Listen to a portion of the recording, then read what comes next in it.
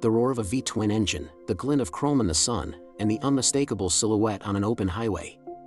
For over a century, Harley Davidson hasn't just sold motorcycles, it has sold an idea of freedom, rebellion, and the American dream. It's a brand woven into the very fabric of popular culture, an icon recognized globally. But beneath the polished chrome and the tough leather exterior, a serious problem is brewing. The loyal riders who built this empire are getting older, and the brand is struggling to find its place in a new, rapidly changing world. The American icon is at a crossroads, facing a crisis that threatens its very existence. Today, we're diving deep into why Harley Davidson is dying, and asking the critical question, can it be fixed? The story of Harley Davidson's current predicament begins with its greatest strength, its core customer. For decades, the typical Harley buyer was a baby boomer, someone who grew up with the brand's rebellious image cemented by films like Easy Rider. This generation bought into the lifestyle completely. They didn't just buy a bike, they bought the jacket, the community, and the identity that came with it. This dedicated base fueled incredible growth for Harley Davidson, making it the undisputed king of the heavyweight motorcycle market in North America. They were more than customers, they were evangelists for the brand, and their loyalty was legendary. But time, as it always does, moves on. The baby boomer generation is now entering retirement age. They are riding less, and many are hanging up their leathers for good. This natural demographic shift has created a massive hole in Harley Davidson's customer base, a void that the company is finding incredibly difficult to fill. The problem is that the generations following the boomers, particularly millennials, see the world very differently. Their values, aspirations, and even their idea of freedom are not the same as their parents. For many younger people, the classic Harley Davidson image doesn't resonate with rebellion, it resonates with their dad's generation.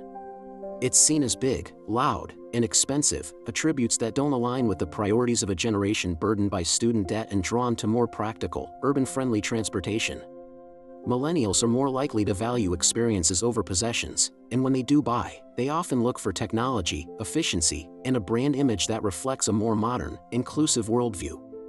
The old-school, outlaw biker persona feels dated and, for some, even exclusionary. Harley Davidson wasn't blind to this looming crisis. They knew they needed to attract a younger audience to survive. Their strategy was to innovate and step outside their comfort zone, leading to one of the most ambitious and risky projects in the company's history, the LiveWire. Announced with a great deal of fanfare, the LiveWire was Harley Davidson's first all-electric motorcycle. It was a bold move, designed to signal a new direction for the company and capture the attention of a tech-savvy, environmentally conscious younger demographic. The bike itself was, by most accounts, a fantastic piece of engineering. It was incredibly fast, with jaw-dropping acceleration. It was sleek, modern, and packed with technology. On paper, it seemed like the perfect answer to Harley's problems, a bridge between its legendary past and a sustainable future. But then came the reality of the market. The LiveWire launched with a staggering price tag of nearly $30,000. This immediately put it out of reach for the very millennial audience it was intended to attract. Young buyers, already cautious about large expenditures, were not going to spend premium car money on a motorcycle, especially an electric one with limited range. Furthermore, the bike alienated Harley's traditional base. The core riders, who love the potato sound of the V-twin engine, were not interested in a silent electric bike. To them, the sound was an integral part of the Harley experience, and the LiveWire felt like a betrayal of the brand's soul. It was a product that tried to please everyone and ended up fully satisfying almost no one. The LiveWire's sales were deeply disappointing. It became a symbol of Harley's struggle, a technologically impressive product that completely misread its target markets. The company eventually spun LiveWire off into its own standalone brand, a move that seemed to admit the project's failure to integrate into the core Harley-Davidson identity. The dream of a new generation flocking to electric Harleys had fizzled out. Beyond the LiveWire experiment, Harley's other attempts to diversify have met with mixed results. They've introduced smaller, more affordable models like the Street 500 and 750, aimed at urban riders in international markets. While these bikes saw some initial success, they were often criticized for lacking the premium feel and character that people expect from a Harley. They felt like compromises, rather than authentic expressions of the brand.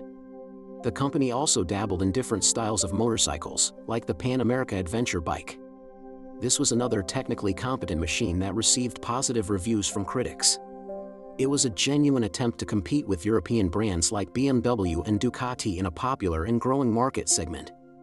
However, breaking into a new category is incredibly difficult, especially when your brand is so strongly associated with one specific style of motorcycle.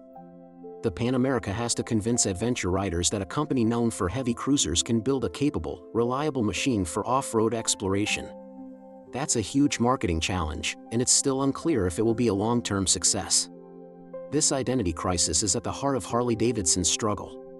What does it mean to be Harley Davidson in the 21st century? If they stray too far from their roots, they risk alienating the loyal customers they still have.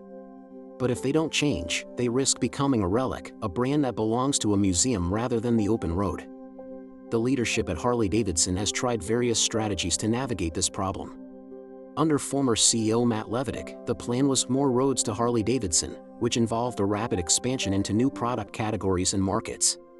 This was the strategy that produced the LiveWire and the Pan America. It was an ambitious, forward-looking plan, but it was also expensive and stretched the company's resources thin.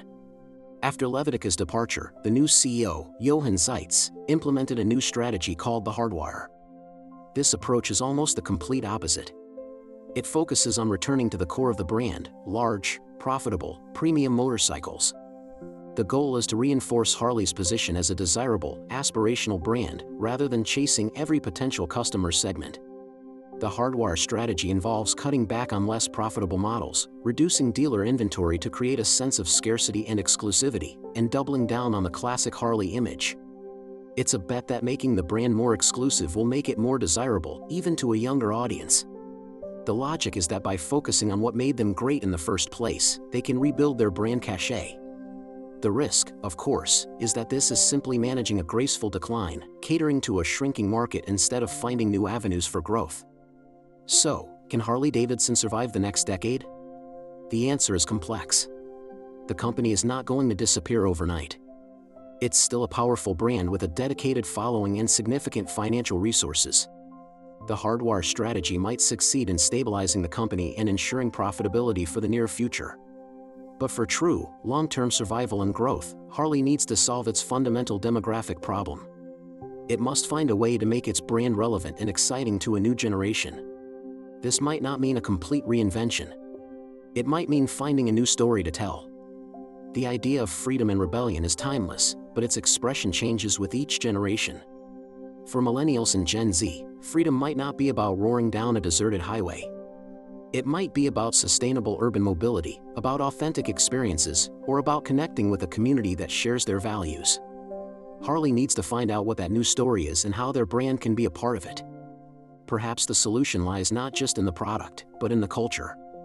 The brand could focus on building more inclusive and diverse riding communities, moving away from the outdated biker gang stereotype. They could use their powerful marketing machine to highlight the sense of adventure and mental clarity that riding any motorcycle can bring, an idea that resonates strongly with a generation focused on wellness and experiences. The road ahead for Harley Davidson is long and uncertain. They are an American giant, a symbol of a bygone era, trying to find its footing in a world that has changed around it.